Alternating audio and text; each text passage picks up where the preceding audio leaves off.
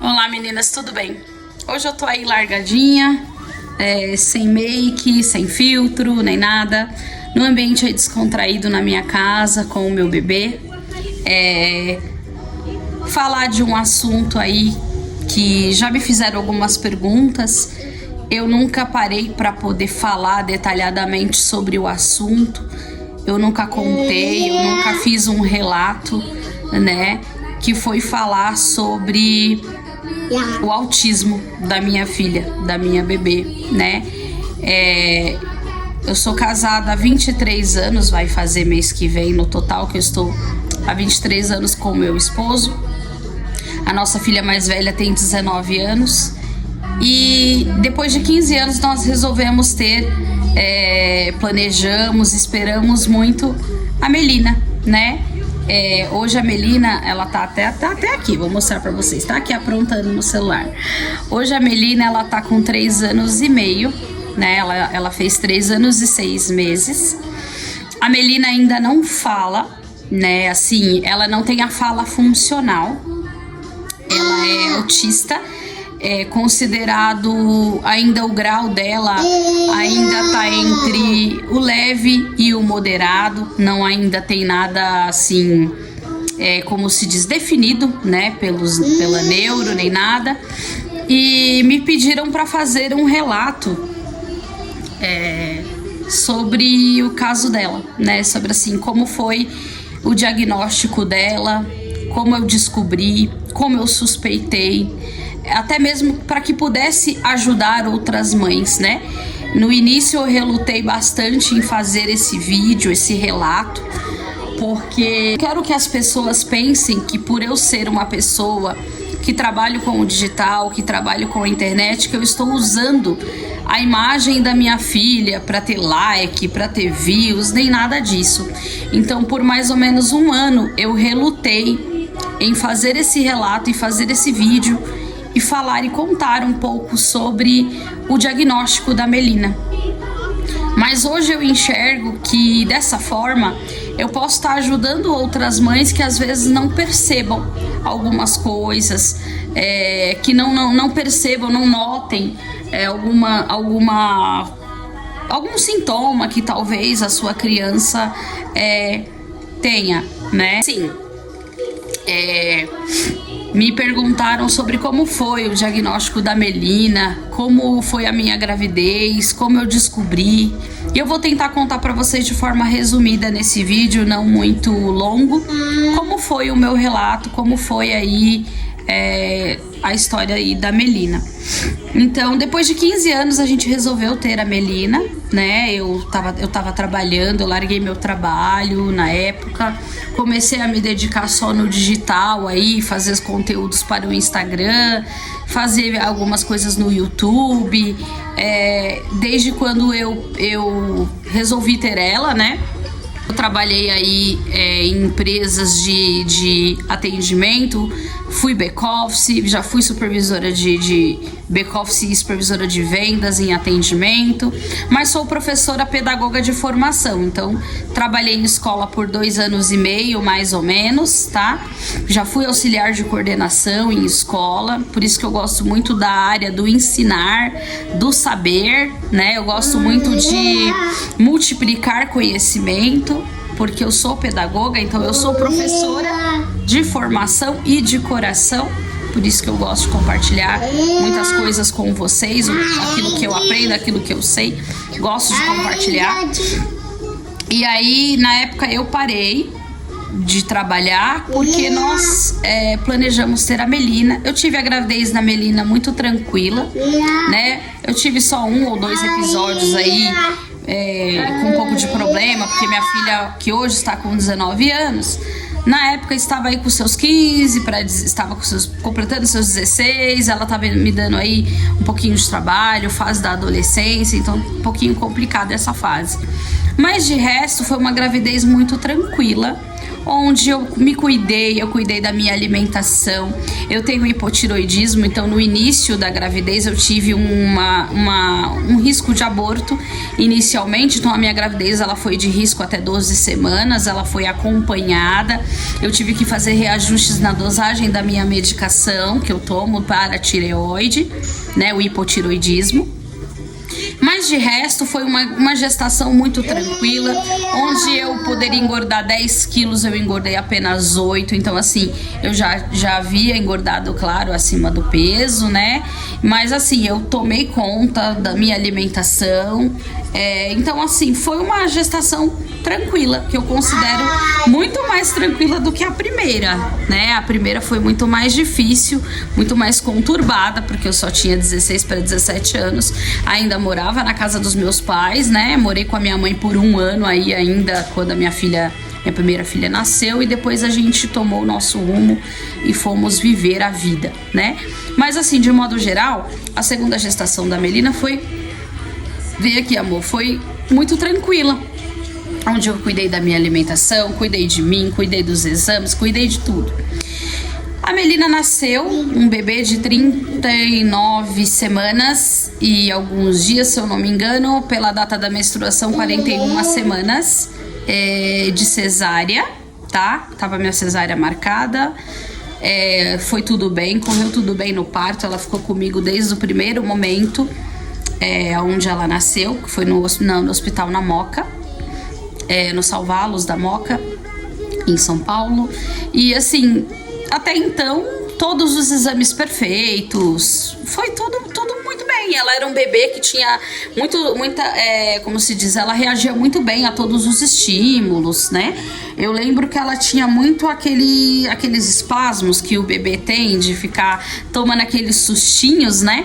E eu não entendia por que ela tinha tanto, mas eu lembro que quando eu perguntei pra neuro, isso até na maternidade, a neuro e pediatria infantil que foi vê-la, ela disse que aquilo era normal. Ela falou, ao contrário, é muito bom que ela tenha esse reflexo, que ela tenha esses espasmos, é sinal que ela tá com o neurológico muito bom. Então assim, até então tudo perfeito, assim, eu não suspeitava de que a Melina tivesse o autismo e nem nada.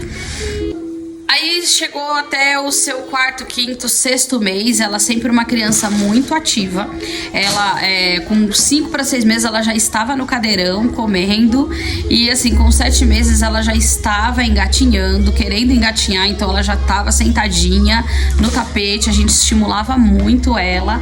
Ela ficou muito durinha, muito rápido, assim, bem diferente da minha primeira filha.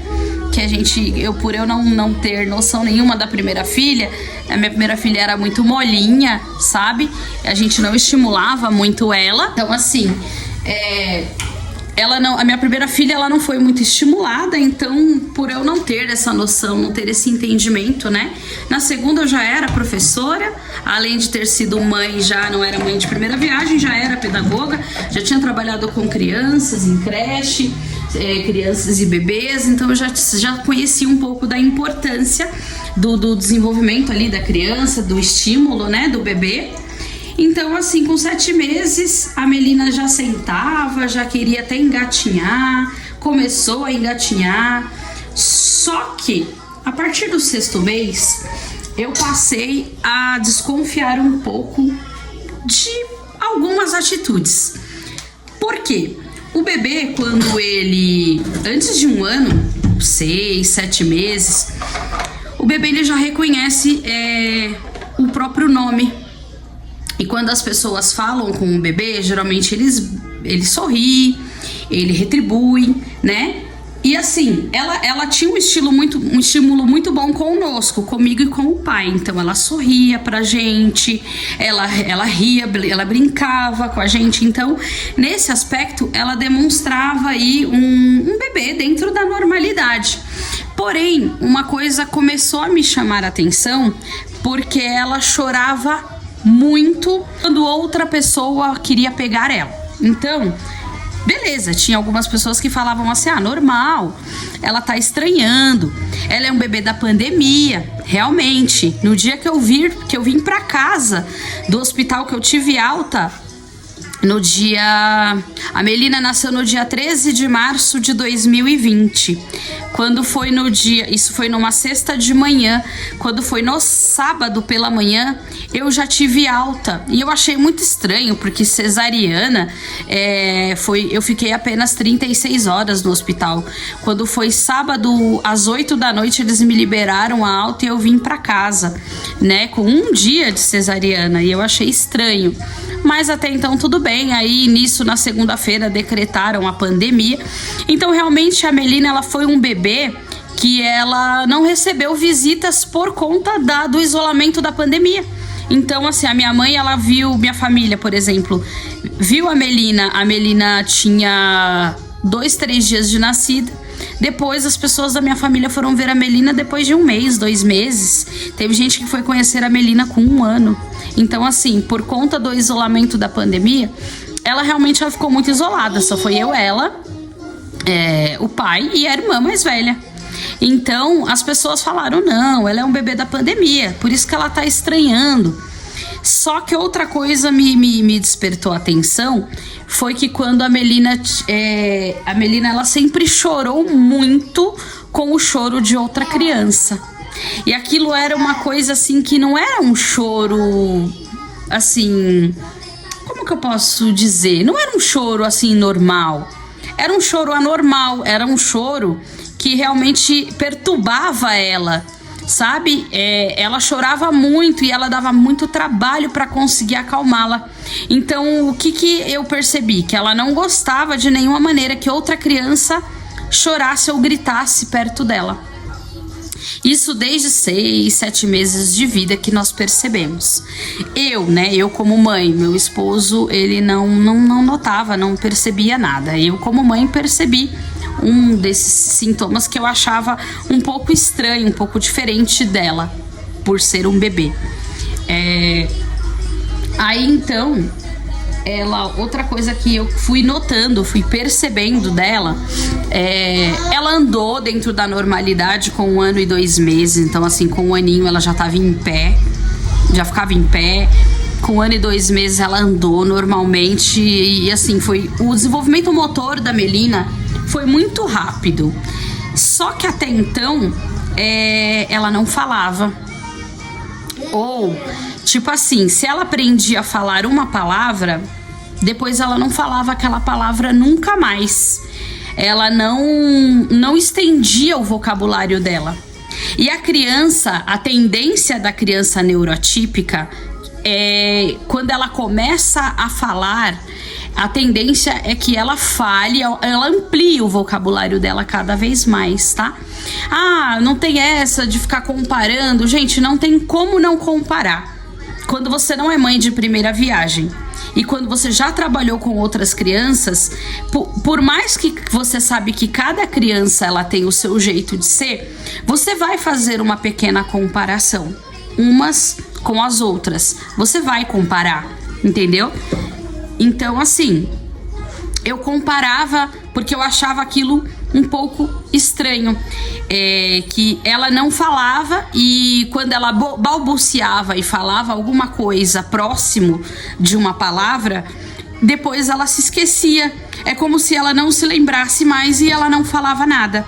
Ela só resmungava muito, balbuciava muito. Sempre foi de balbuciar, isso desde os 6 meses de vida. Só que ela não falava palavras ali, não saía palavras que a gente pudesse compreender ela, né? Então foi uma das coisas que me chamaram a atenção, porque a minha primeira filha, ela falou antes que ela andou, pra vocês terem ideia. Com 10 meses, a minha filha começou a falar, a balbuciar, a falar algumas primeiras palavras, a mais velha. Ela andou com 1 ano e 4 meses, e com 1 ano e 4 meses, 1 ano e 5 meses, ela já falava muitas palavras. Ela falava o nome de todo mundo. Ela falava tio Bi, tio Du, tio Bag, que são meus irmãos, vô Paulo, vó Ana, mamãe. Ela falava tudo, a gente compreendia. E aí, aos mais ou menos, quando ela estava com 1 ano e meio, 1 ano e 7 meses, eu acho, a minha filha, a primeira filha, ela já falava frases completas, entendeu?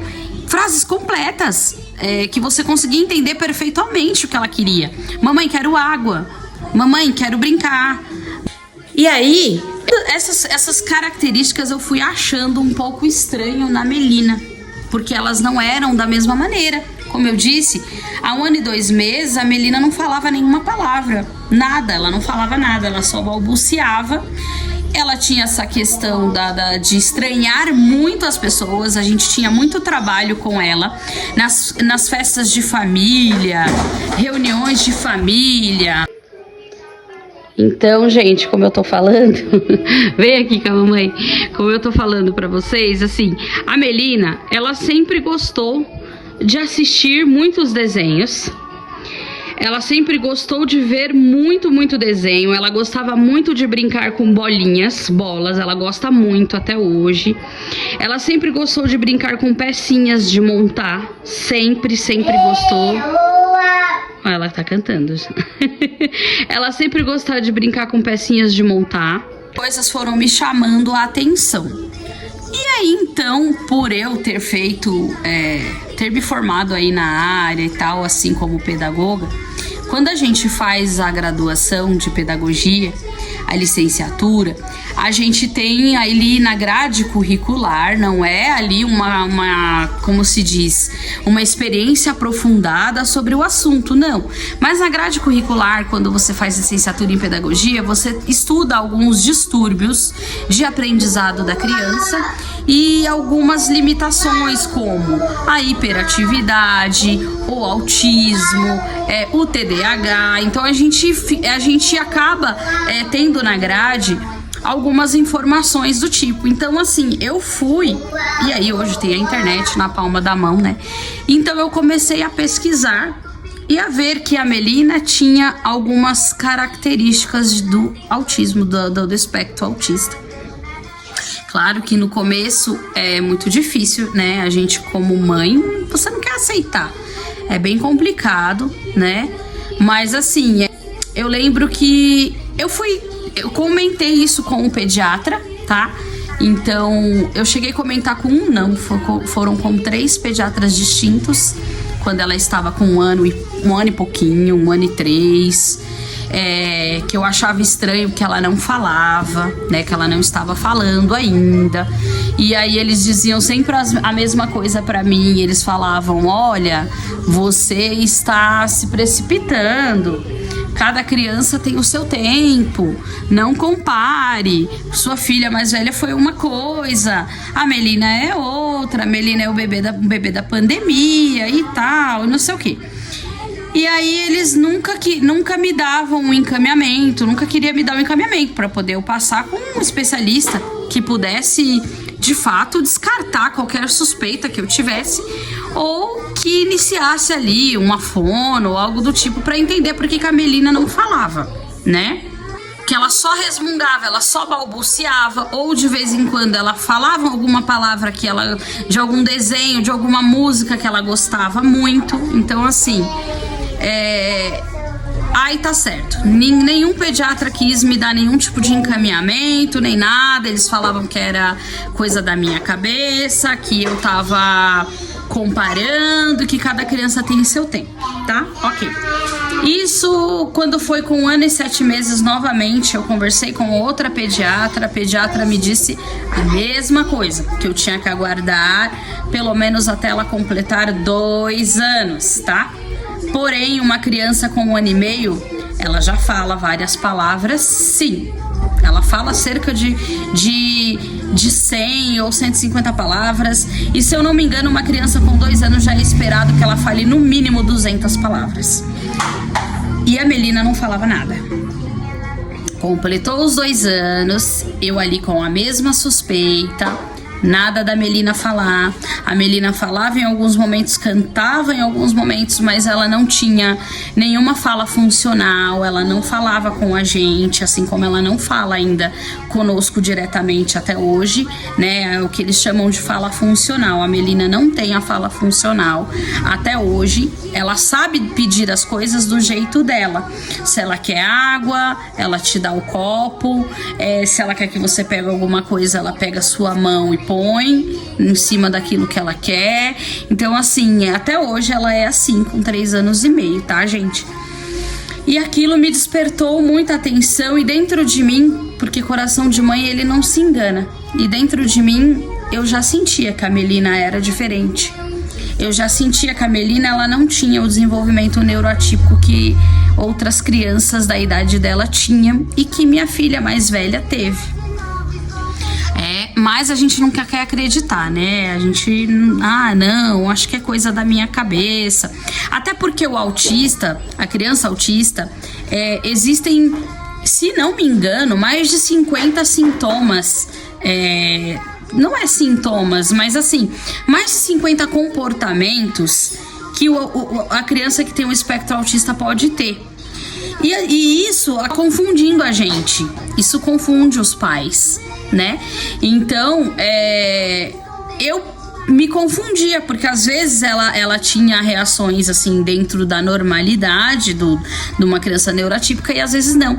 Mas o que mais nos chamava a atenção é que a gente chamava a Melina muitas vezes e ela não olhava. Muitas vezes. Qualquer pessoa, se ela estivesse assistindo televisão, a gente chamava o nome dela muitas vezes. Ela não olhava. Ela não esboçava nenhuma reação, assim, nem de olhar pra ver quem é, sabe? A gente chamava Melina, e ela não olhava de maneira nenhuma. Até hoje, às vezes, ela ainda não olha, tá? De vez em quando ela olha, mas às vezes ela ainda não olha. E isso também foram coisas que foram me chamando muito a atenção, porque eu pensava, surda é problema de audição? Ela não tem, porque ela fez o teste de ouvidinho na maternidade e assim, tem muitas coisas que a gente fala com ela ou barulhos que ela ouve, que ela olha, que ela reproduz. O desenho, por exemplo, que ela gosta, ela canta, ela conta, ela fala cores, ela fala letras, entendeu? Então assim, eu pensei, não é possível que ela tenha problema de audição, porque ela emite som, porque ela ouve quando a gente chama, quando faz algum barulho perto dela, ela olha. Então eu falei assim, não é problema de audição. Aos 2 anos e 2 meses de idade, acreditem se quiser, isso meu marido sem acreditar, o pai dela não acreditava em nenhum momento, irredutível, mas assim, coração de mãe, não se engana, tá? E aí eu falei com o pediatra pela 4ª vez, o 4º pediatra, tá? Eu falei que a Melina não falava, que a Melina... Fui falando os sintomas que eu fui percebendo evidente na Melina. E aos 2 anos, gente, acreditem se quiser, deixa eu arrumar o meu topete aqui. Acreditem se quiser, aos 2 anos, os sintomas da Melina ficaram muito mais evidentes. Porque ela começou a brincar e a rodar em volta dela mesma, sabe? Ela começou a dar tchau. Quando você dava tchau pra ela dava tchau pra ela mesma. Ela não dava tchau pra outra pessoa, ela dava tchau pra ela mesma, sabe? Assim, com a mãozinha assim pra dentro. No dia que ela fez isso, foi onde despertou, assim, acendeu aquela luzinha. Porque eu tinha visto que um dos sintomas aí que alguns pais haviam observado em seus filhos com espectro autista era justamente esse do tchau. A criança, ela não dava tchau assim. A criança, ela dava tchau pra ela mesma. A criança brincava rodando em círculos, ela parada, mas ela ficava rodando em círculos por muito tempo e não ficava tonta. Então, assim, aquilo me acendeu uma luz, assim, na mesma hora. Aí, eu comentei tudo isso com esse 4º pediatra que eu passei pelo convênio na época, Notre Dame Intermédica. Aí ele pegou e achou estranho e ele realmente deu a carta para passar com um neuropediatra. Aí começou a minha saga, a minha luta. Eu não conseguia marcar neuropediatra pelo convênio de maneira nenhuma. Eu fiquei por 2 meses ligando, reclamando, abri reclamação, abri protocolo de encaixe, abri tudo e não consegui marcar consulta com o neuropediatra para ela. E ali aquela angústia e o desespero, e aquilo só aumenta, né? Você, dentro de você, você sabe que mas você não quer acreditar porque você não quer que teu filho tenha nada, passe por nada na vida, né? Mas aí, enfim, aí nós, não sei se vocês conhecem um cartão chamado Cartão de Todos. Nós passamos ela com um neuro lá em Itapevi, no Cartão de Todos, pagamos a consulta, pagamos pedágio, uma viagem pra ir até o neuro, que foi, meu amor. E aí a gente foi até o neuro, não era neuropediatra, ele era neurologia geral. Um senhor boliviano, parece, me aparentava. A gente entrou na sala, ele fez algumas perguntas, ele observou, mas assim, tudo muito rápido, o comportamento dela. E dentro das perguntas que ele fez e eu respondi, ele me disse que a Melina estaria 80% dentro do grupo de risco para autista, para o espectro autista. E ali o meu mundo caiu, né? Ali o seu mundo cai. Porque assim, você imagina, né? Porque como eu falei, coração de mãe não se engana. A gente percebe que tem algo errado. Então, tipo assim, eu imaginava, mas ouvir aquilo da boca, aquela suspeita de 80% da boca de um médico, pra mim foi muito difícil, foi extremamente difícil. Aí ele pediu muitos exames nos quais a Melina não conseguiu fazer até hoje, tá? Até porque muitos o meu convênio não realizava, alguns ela tinha que fazer sedada, alguns o convênio se negou a realizar porque disse que ela tinha que ter no mínimo 5 anos para fazer. Ela estava com 2 anos e 5 meses, mais ou menos, na época, tá? Eu tive o diagnóstico da Melina mesmo no mês de setembro do ano de 2022, onde a gente, não contente, quis ter uma segunda opinião de uma especialista em neuropediatria, porque o primeiro especialista, ele era neurologia geral, ele não era um neuropediatra, que tem diferença, tá? Então atentem-se, neurologia geral não é a mesma coisa que um neuropediatra. O neuropediatra, ele é um profissional apto e capacitado para entender questões neurológicas da criança, relacionado à criança, tá? Que funciona completamente diferente do adulto. Não contente, nós pagamos R$550 numa consulta particular na Avenida Paulista, na doutora Larissa Ribeiro, acho que é Larissa Ribeiro o nome dela. Por indicação, assim, pelo Google, eu fui pesquisando e eu vi ali as avaliações, eu vi que ela tinha avaliações muito boas. E nós passamos com a doutora Larissa, são 2 horas de consulta. Foi maravilhoso a consulta da doutora Larissa, muito esclarecedora. Ela senta com a criança, ela faz muitas perguntas, ela observa a criança brincar. E ali a gente teve o real diagnóstico da Melina e que ela era, assim, uma criança autista. Eu não preciso nem falar pra vocês que o mundo da gente cai, né? A gente como mãe, a gente não quer acreditar, né? Hoje eu já estou mais forte, mas ainda demorei 1 ano para conseguir superar e aceitar, né? Há coisas que Deus faz que a gente não entende o porquê, mas ele faz, né? Nenhuma mãe quer que nenhum filho tenha nenhum tipo de problema, não é verdade? Nenhuma mãe sonha com isso, né? Toda mãe quer que o filho seja 100% independente, né? Toda mãe quer que o filho cresça e não dependa de ninguém, né? E foi muito difícil. Eu vivi um luto e só Deus sabe o luto que eu vivi, né? E que ainda me dói falar. Foi muito difícil, ainda é um pouco, né? Como eu falei. Mas seguimos aí em frente. A neuro disse que não tinha como naquele momento quantificar o grau da Melina, né? estava entre o moderado e o leve. O moderado, porque ela estava com a fala muito atingida, muito afetada para a idade dela. E o leve, porque ela falou que ela tem estímulos muito bons, né? Ela olha, ela faz o contato visual. Hoje ela tá tendo uma interação muito melhor, né? Hoje, a Melina com 3 anos e meio, ela realmente só tem o problema mesmo. Ela tem aí as limitações ainda da fala, que é como eu disse. Ela não tem fala funcional, né? Ela fala números, ela fala cores, ela canta, ela conta. Só que assim, ela ainda não tem a fala funcional. Ela ainda não sabe pedir pra nós o que ela quer ali. Quero água, quero isso, quero aquilo. Ela ainda não sabe.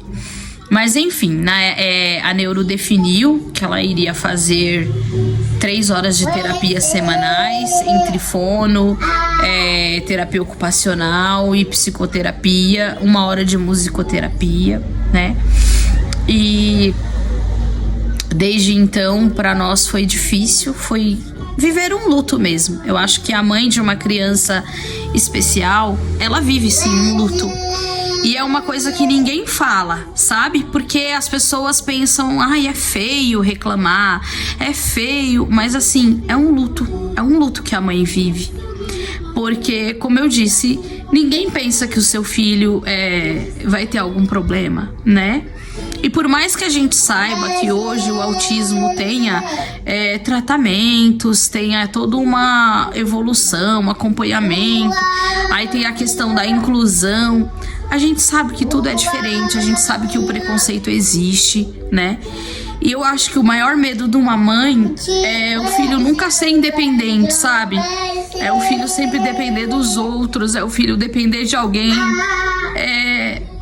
Assim, desde que eu descobri, eu só ficava com medo de morrer todos os dias, sabe? Porque eu pensava assim, meu Deus, se eu morrer, quem vai cuidar da minha filha, sabe? Porque hoje a minha mãe, hoje não, há 14 anos a minha mãe tem depressão e a minha mãe não pôde me ajudar em nada, porque a minha mãe, ela não é uma pessoa 100% normal. A minha mãe, ela foi meu braço direito na minha primeira gestação. Só que nessa gestação, quando eu planejei ter a Melina, eu já sabia que eu não iria ter o meu braço direito, que foi a minha mãe, né? E assim, eu nunca pude contar com o apoio de nenhum outro familiar. Então, sempre foi eu e meu esposo. A rede de apoio que eu tenho é eu e ele. E que a Melina tem, somos nós. Então, o medo de uma mãe que tem uma criança especial é isso, sabe? É morrer e aquela criança ficar sozinha e ninguém cuidar. E ela depender dos outros. É horrível. É horrível. Eu acho que todas as mães sentem isso. As mães que não têm uma criança neuroatípica, sabe? Ou uma criança 100% normal. Eu acho que o medo de todas essas mães é o mesmo. E a gente só se apega em Deus, se agarra em Deus e pede que estejamos aqui do lado deles, enfrentando tudo, né? E hoje pra mim é muito difícil, porque as pessoas falam assim pra mim, coloca ela na escola, ela precisa de escola. Eu sei que ela precisa de escola, até porque eu sou uma profissional da área da educação. Mas é muito difícil você deixar seu filho com alguém que você não conhece, sendo que seu filho não fala ainda, sabe? Então é muito difícil. Uma coisa é você estar na condição de professora, outra coisa é você estar na condição de mãe, né? É muito diferente. Então, o ano que vem, se Deus quiser, em março, a Melina completa 4 anos. E eu estou preparando aí o meu emocional, o meu psicológico para conseguir colocá-la no EMEI, para que ela consiga, pelo menos meio período, ter mais convivência com crianças, porque a gente já percebeu que a convivência dela com crianças já melhorou mais, né? Hoje, assim, ela já não chora mais tanto quando outra criança chora perto dela. Tá cantando. ela chora só se ela tiver com sono, irritada com sono. Aí se outra criança chorar perto dela, aí ela chora. Mas hoje a gente percebeu que ela já tá muito melhor em relação à interação, sabe? Ela já tá muito melhor assim em relação a outras crianças. Ela já melhorou muito nesse aspecto. Então assim, muitas pessoas falam pra mim, mas ela vai ser independente, ela vai falar, ela vai... Mas assim, é muito difícil, né? É muito difícil pra gente como mãe. As mães, elas buscam ser fortes, elas não falam isso. Mas a gente é frágil por dentro, né? E a gente sabe que é difícil. Como eu falei, criar uma criança neurotípica já não é fácil, né? A gente como mãe, como mulher, a gente tem que renunciar a muitas coisas, ao nosso tempo, ao trabalho, a um monte de coisas por conta da maternidade. E quando você tem um filho especial, é mais difícil ainda. É mais difícil ainda porque aquela criança não se desenvolve como as demais. Você tem mais medo, sabe? De deixar ela na mão de qualquer pessoa. Eu entendo os sinais da Melina, eu entendo a linguagem da Melina, porque eu sou a mãe, eu estou com ela todo o tempo. Então eu e o pai compreendemos a linguagem dela. Eu sei quando ela está com sono, com fome, quando ela está irritada. Eu sei, mas e as pessoas que não a conhecem, né? Esse é o nosso medo.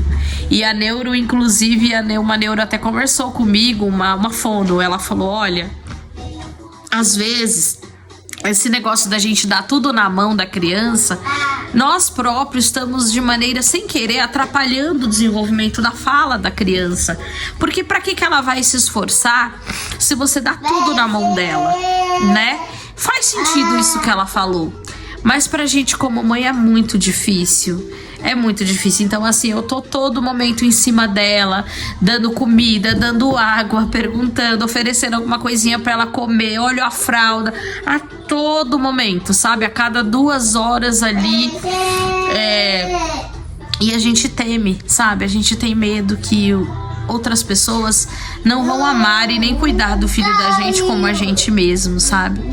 E algumas pessoas me julgam porque eu não coloquei ela na escola até hoje, né? Quando ela estava com 2 anos, nós tentamos colocar ela na creche, mas foi horrível. Foi uma experiência terrível para ela. E até porque a gente não sabia, nós não tínhamos o diagnóstico ainda. Então aquelas crianças na creche chorando, para ela foi muito ruim. Sabe, aquilo, nossa, foram assim, mais ou menos uns 10 dias que a gente tentou levar ela ficou doente, perdeu peso, foi terrível, sabe, pra ela foi terrível aquela experiência. E eu fiquei com um pouco desse trauma na cabeça, sabe, mas que nem me falaram, talvez hoje seja diferente. Talvez hoje a Melina já está num outro momento. Hoje a interação dela com crianças é um pouquinho melhor, com outras pessoas já é um pouco melhor. Talvez hoje seja diferente, seja um novo recomeço, né? E nesse momento a Melina não tá nas terapias, porque eu perdi o meu convênio, né? Eu não tenho mais o meu convênio. E agora eu preciso ir atrás de terapias público para ela, né? Ou particular. Honestamente, eu não acredito nas terapias, tá? Eu vou aqui, vocês podem me julgar, mas pelo menos a terapia que eu vi ela fazendo na clínica que eu vi, onde eles deixavam a criança numa salinha minúscula, num espaço apertado, pequeno, assistindo a criança brincar, e aquela salinha apertada, às vezes com outra criança, né? Com um grau às vezes mais grave, então assim, aquilo atordoava ela. Ela gritava, ela chorava, porque a outra criança chorava. Então, assim, e o espaço era pequeno. Então, assim, aquilo ali, na minha opinião, mais deixava ela irritada do que fazia bem pra ela, né? Então, assim, eu como eu falei, eu posso sim estar errada porque eu não sei qual é o trabalho por trás daquilo ali, porque eu não sou terapeuta, não é essa a minha capacitação, a minha formação. Mas eu ficava pensando, poxa, se for pra me levar a minha filha pra um lugar onde causa incômodo pra ela, pro profissional ficar olhando ela brincar, então eu olho ela brincar na minha casa, sabe? Eu pensava dessa forma. Mas como eu disse, gente, não me critiquem porque eu não sou profissional da área, eu não entendo quais são as razões que são feitas aquele trabalho ali. Por trás daquilo ali tem um objetivo nos quais eu não sou apta a dizer o que é. Nesse momento a Melina está fora das terapias porque eu perdi o convênio, como eu falei, e preciso ir atrás, estou indo atrás para poder verificar ou pública ou particular. Porém eu, Ana, eu acredito muito mais no estímulo da escola. Muito mais. Eu tenho uma amiga que a filha dela, ela descobriu recentemente que é autista também. Inclusive, a Melina e ela é 1 semana de diferença. E a filha dela já está desfraldada, tá? Detalhe, a Melina ainda não é desfraldada. Então, a filha dela já está desfraldada. A filha dela fala muito mais coisas. E a própria neuro disse que ela está hiperestimulada, muito bem estimulada. E quem fez isso foi a escola. Foi a creche, foi porque ela frequenta a creche desde 1 ano e meio de idade. Essa minha amiga, ela precisou voltar a trabalhar, enfim, e teve que colocar a menininha dela na escola, né? Eu não era a minha vontade. Quando eu tive a Melina, eu quis ter a Melina para eu cuidar da Melina, para eu poder participar como eu não pude da minha primeira filha. Então nunca foi meu intuito colocar a Melina pequenininha, assim, muito pequenininha na escola. Nada contra quem põe, tá, gente? Nada mesmo. Mas eu acho que aí é questão de necessidade de planejamento. Quando eu fiz um planejamento para ter a Melina, foi para que eu ficasse com a Melina, que eu acompanhasse, que eu cuidasse da Melina, tudo aquilo que eu não pude fazer da minha primeira filha, né? Então, só para finalizar esse vídeo, não ficar um relato muito longo,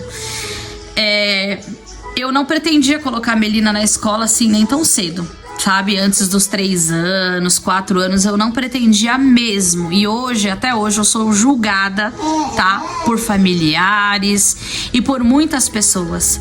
Mas as pessoas, elas só sabem julgar, mas elas não sabem o que uma mãe passa. A mãe de um autista passa. Elas não sabem, entendeu? Então, assim, só que as pessoas gostam de julgar. Ah, porque não tá na terapia? Ah, porque não tá na escola? Ah, porque isso? Ah, porque aquilo? As pessoas não sabem o quanto é difícil para uma mãe deixar uma criança neurotípica pequenininha na escola para ir trabalhar, quanto mais uma criança que é especial. É muito difícil. Até porque hoje você vê cada barbaridade na televisão, sabe? De pessoas que era para amar, para cuidar, de profissionais que era para estar ali cuidando e estão judiando das crianças, fazendo barbaridades que a gente vê aí na televisão, que nem não tem muito tempo aí numa escola particular na Zona Leste, que eles amarravam as crianças, sabe? Então você fica vendo essas coisas e você entra em pavor, você fica apavorada, né? Então, é como eu falei, uma coisa é uma criança neurotípica, que ela fala, ela vai saber te contar o que tá acontecendo. Uma criança que não fala, e aí? Como é que você vai saber que aquela criança está sendo realmente bem cuidada, que não estão deixando ela passar fome, ela passar sede, ela não está sofrendo nenhum tipo de abuso ou violência? Você entende? Então, assim, é muito fácil as pessoas julgarem, mas escola não é depósito de crianças. Ter filho é para quem tem responsabilidade, amor e carinho. Se você não tem, não tenha filhos. Porque a criança, ela precisa do amor do pai e da mãe, ela precisa da proteção do pai e da mãe, ela precisa da presença do pai e da mãe. Eu sei porque da minha primeira filha eu fui muito ausente, muito ausente. E me arrependo bastante. Mas são momentos diferentes, sabe? Da vida. Eu tinha uma outra cabeça, né? Apesar de eu nunca ter abandonado, ter feito sempre tudo que eu pude fazer e faço até hoje, né? Pela minha filha mais velha, né? Mas assim, as pessoas só sabem julgar. Elas julgam por tudo. Só que eu vou fazer aquilo que o meu coração manda. E o meu coração diz que na escola minha Melina vai estar muito mais bem estimulada do que em qualquer outra terapia. Então, até que me prove o contrário, eu não vou forçar ela a nada. Eu vou procurar sim um local, mas um local em que ela fique bem, né? Outra experiência rápida e traumática que a Melina teve na terapia foi que teve uma profissional, que a gente não pode dizer que uma pessoa dessa é uma profissional que lida com crianças, que deixou a Melina chorando em prantos uma terapia inteira, 50 minutos de terapia, ela deixou a Melina chorando em prantos, trancada na sala com ela. Isso é pra você ver o nível de profissionais que existem. E eu ainda conversei, eu falei o tempo todo lá na clínica que eu não queria que a Melina ficasse chorando. Eu não queria que aquilo fosse uma experiência ruim pra ela. Até porque a criança, gente, ela toma repulsa. Ela toma repulsa daquele lugar, daquela pessoa, se aquilo for uma experiência traumática pra criança. Eu sempre pensei nisso. Até a creche na escola, a adaptação precisa ser aos poucos. Gente, tem um neuropediatra que depois eu vou deixar aqui o link, se eu encontrar aqui, que eu vi ele dando um relato e ele falando que nenhuma criança, nem a neuroatípica, nenhuma criança está pronta para ficar muito tempo longe da mãe, em especial, e num ambiente escolar antes dos 3 anos de idade. É a experiência de uma pessoa que tem estudou para dizer o que tá dizendo. Então, assim, se essa pessoa disse isso, porque ela sabe o que ela tá falando. A criança, ela não tem entendimento. A criança, ela demora até para compreender que ela nasceu. Ela demora para compreender que ela é um ser independente da mãe. Vocês sabiam disso? É por isso que tem um período chamado heterogestação. O bebê, ele vai compreender que ele nasceu quando ele tá com 12 meses no total. 9 na barriga e 3 fora. É por isso que até o 3º mês de vida, o bebê, ele quer muito o acalento da mãe, o colo da mãe, ele quer o cheiro da mãe, ele precisa estar com a mãe o tempo todo, ficar perto da mãe acalma o bebê. Então, assim, tem uma série de coisas que as pessoas hoje não dão importância. Que filho, as pessoas acham que filho é qualquer coisa. Gente, eu respeito pra quem tem filho como se fosse animal ou apenas qualquer coisa. Ou filho, ou mãe de rede social. Pra mim, filho é um tesouro. Pra mim, filho é uma coisa que Deus te dá. Ele te empresta pra você cuidar e cuidar muito bem.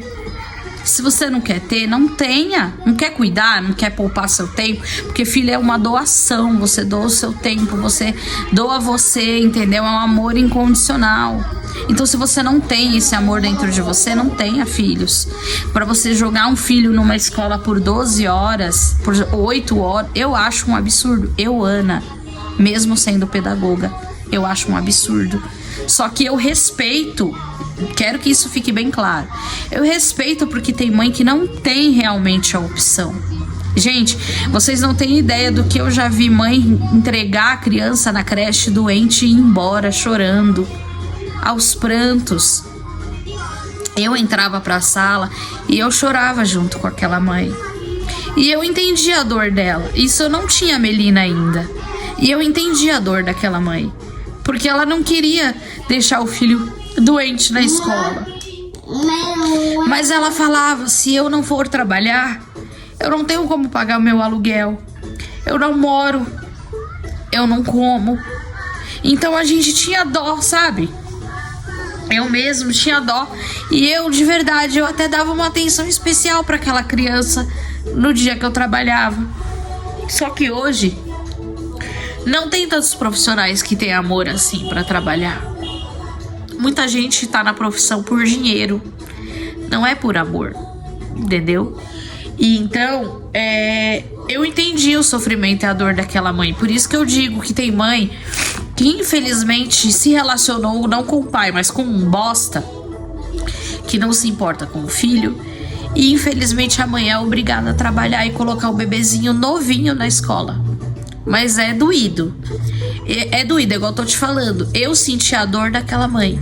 Como tem também as que não valia nada, que colocava a criança na creche pra voltar pra casa e dormir, ou ficar sentada na beira da rua batendo papo. Ou mandava a criança pra creche com a fralda da noite toda mijada. A criança já chegava toda varada de xixi na escola, porque a mãe não tinha coragem de trocar a fralda, que a criança dormiu a noite inteira e mandar pra creche. Então, assim, há vários tipos de mãe, como há vários tipos de profissionais. Então não julgue uma mãe. Não julgue uma mãe que precisa deixar o filho na escola porque precisa trabalhar. Não, mas também não julgue uma mãe que quer ficar com seu filho. Poxa, é um direito meu ficar com a minha filha em casa. O tempo que eu quiser. E o tempo que o meu coração disser que eu tenho que ficar. Né?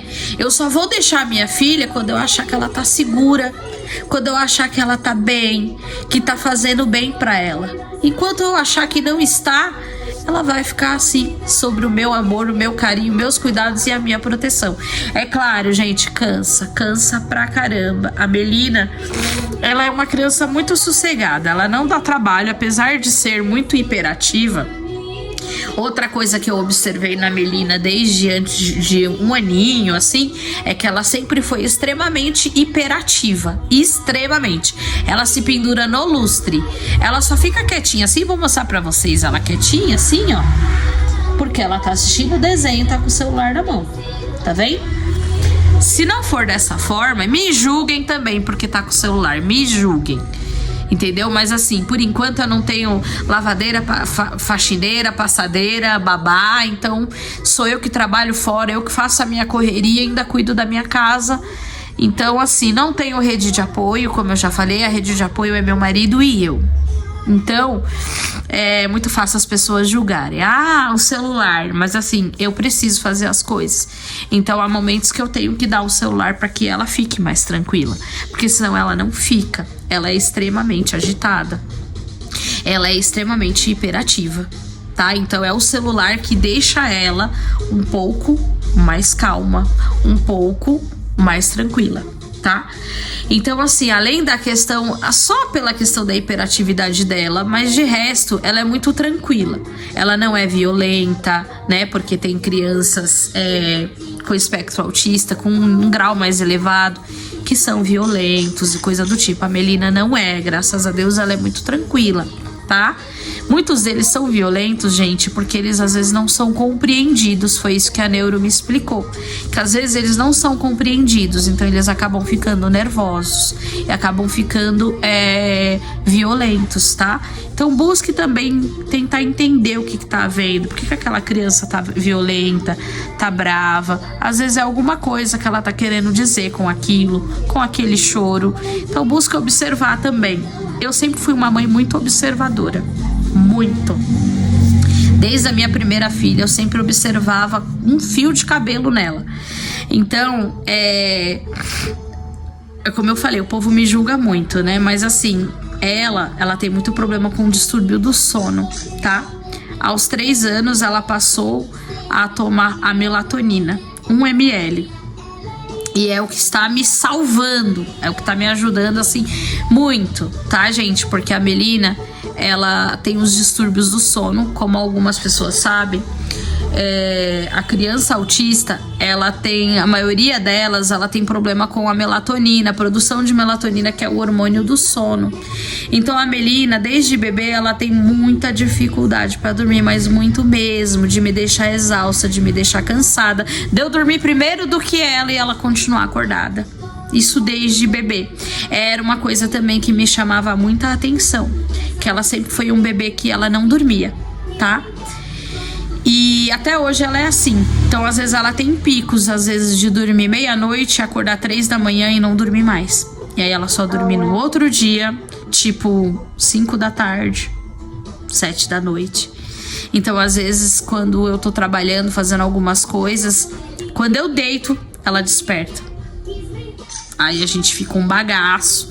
E ela tem muita dificuldade de pegar no sono durante a noite. Então assim, se ela desperta na madrugada por fome, porque ela quer mamar alguma coisa, esquece. Ela não dorme mais, por conta da dificuldade da produção de melatonina, tá?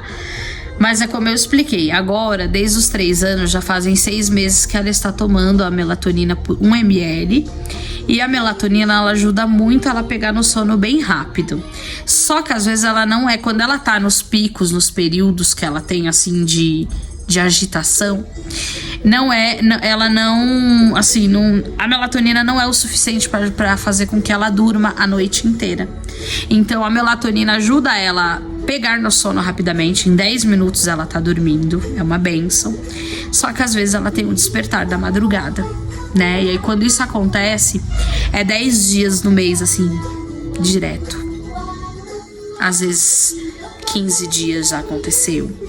Então, assim, a Melina, ela, metade do mês ela dorme muito bem e a outra metade ela não dorme bem, tá? É outra coisa que eu acho que toda mãe de autista deve sofrer aí. A questão do sono.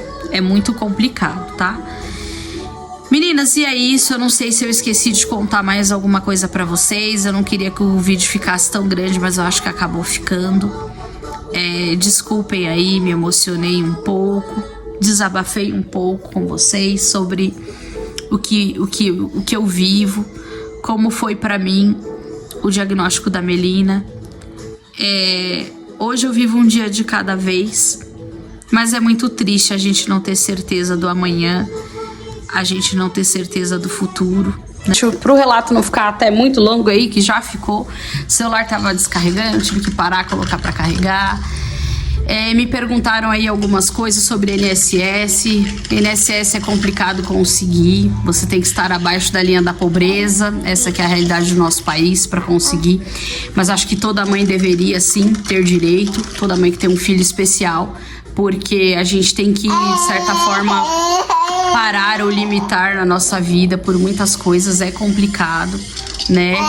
Eu trabalho mais com agenda, trabalho no digital, trabalho no online, mas tem muita gente que não é assim, que depende aí do CLT, depende de estar no trabalho. Então, assim, não é fácil, né?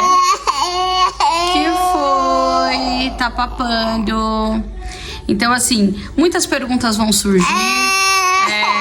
Para esse relato não ficar grande, depois eu respondo a vocês. Perguntaram sobre alimentação. A Melina hoje ela é muito seletiva, ela comia todo tipo de fruta, hoje ela não come mais. Então, assim, seletividade alimentar também faz parte do autismo, né? E é complicado. A mãe que tem o filho autista sabe que a criança não come de tudo. Gosta muito de arroz branco, sabe? Arroz, sem nada. Ela adora arroz branco. É que arroz puro é só carboidrato, né, gente? A gente não pode deixar a criança só comer arroz.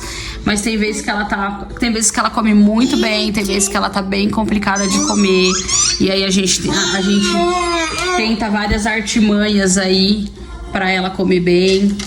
Ela adora Coca-Cola e batata do McDonald's, tá? Ela é bem esperta, né, na seletividade alimentar dela. Mas é isso, gente. Então, assim, eu sei que muitas dúvidas vão surgir. Quem quiser deixar comentário nesse vídeo, aquilo que eu puder compartilhar e ajudar. Como eu falei, pra mim foi muito difícil. Ainda muitas coisas, sabe? Muitas adaptações. Demorei 1 ano para poder ter coragem aí de gravar, de falar especificamente sobre o assunto. Eu só falei de maneira superficial. Como eu falei, a internet ela não perdoa, né? Muita gente de repente fica pensando aí que a gente só quer o like, coisa do tipo, sabe? Porque eu trabalho com o digital e tal. Então, assim, eu relutei por muito tempo para poder fazer esse relato, para fazer esse vídeo. Mas depois que nem me disseram, sabe? Eu pensei que eu posso estar ajudando outras mães, né? Com o meu relato. Mães que de repente desconfiam de alguma coisa, para que procurem um neuropediatra, que é o profissional. Antes de você sair pensando qualquer coisa, o neuropediatra é o profissional mais apto para te ajudar e fazer essa avaliação junto com você, né? Então, eu resolvi fazer esse vídeo justamente para ajudar outras mães, né? Porque, como eu falei para vocês, para mim foi muito difícil falar do assunto. Ainda é um pouco, mas hoje eu estou muito melhor, muito mais conformada, né? Trabalhando muito mais a aceitação cada dia que passa. Como eu falei, são muitas barreiras, não adianta pintar um mundo colorido, um mundo bonito, porque não é, tá? Toda mãe tem sim medo do que o filho vai passar. medo do preconceito, medo das limitações, das dificuldades, medo de não estar aqui para poder cuidar do filho. Então, assim, eu estou mostrando para vocês a minha realidade, né? Então, como eu falei, eu demorei muito tempo para ter coragem de fazer esse relato.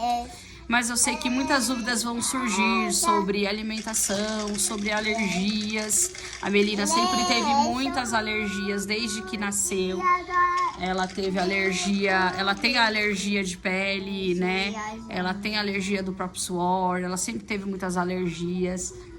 Ela tem a rinite alérgica, né? Então, hoje a Melina tem alergia de lactose, então assim, ela não toma leite com lactose mais, ela toma 0 lactose. Então assim, é uma das características que depois vocês vão descobrindo. E é isso, tá, meninas? Eu quero agradecer quem ficou comigo no relato, no vídeo aí até o final. Quem quiser deixar algum comentário, alguma pergunta, aquilo que eu puder ajudar e responder dentro do pouco que eu sei sobre esse universo, né, do mundo autista, da criança autista, eu vou tentar aí compartilhar com vocês. E é isso. Um beijo para vocês. Quem puder já se inscreve aí no canal, vou voltar a aparecer aí um pouquinho mais aqui no canal. Eu tô fazendo um trabalho muito focado lá no Instagram, né? Nossa maratona de lives aí. Mas eu estava devendo aí pra vocês esse relato aqui no canal, tá bom? Um beijo pra vocês e fiquem com Deus.